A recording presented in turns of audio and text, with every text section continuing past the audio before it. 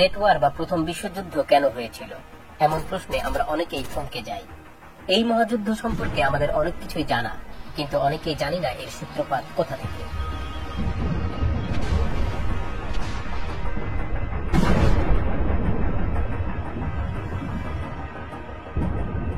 প্রথম বিশ্বযুদ্ধে প্রায় 90 লাখ মানুষ নিহত হয়।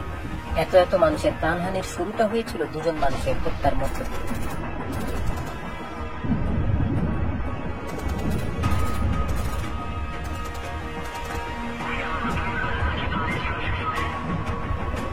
তারা হলেন অস্ট্রিয়ার রাজপরিবারের ভবিষ্যৎ উত্তরাধিকারী আর্চডিউক ফ্রান্স ফার্দিনান্দ এবং তার স্ত্রী সোফি। 1914 সালের 28 জুন বসনিয়ার রাজধানী সারায়েভো সফরে যান এই দম্পতি। সামাজিক মর্যাদার দিক থেকে সোফি ছিলেন ফার্দিনান্দর চেয়ে নিচে। এই বিয়েকে অনেকেই মেনে নিতে পারেননি, সুতরাং তাদের আগমনে বসনিয়ার অনেকেই অসন্তুষ্ট ছিল।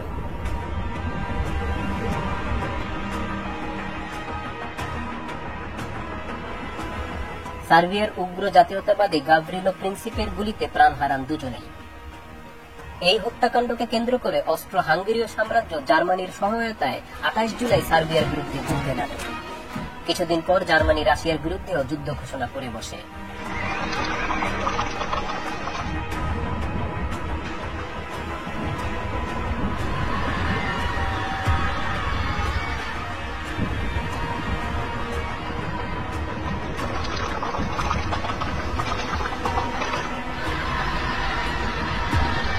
জার্মানি দখল করা শুরু করে ইউরোপের ভূখণ্ড, ফলে যুক্তরাজ্য সহ বেশ কয়েকটি দেশ জার্মানিকে ঠেকাতে মাঠে নামে।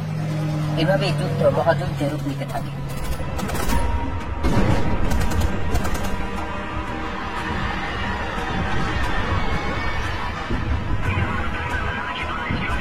অনেক গবেষক মনে করেন বিশ্বব্যাপী উপনিবেশ ধরে রাখা এবং নতুন উপনিবেশ কায়েম করাই ছিল এই রক্তক্ষয়ী যুদ্ধের প্রধান কারণ।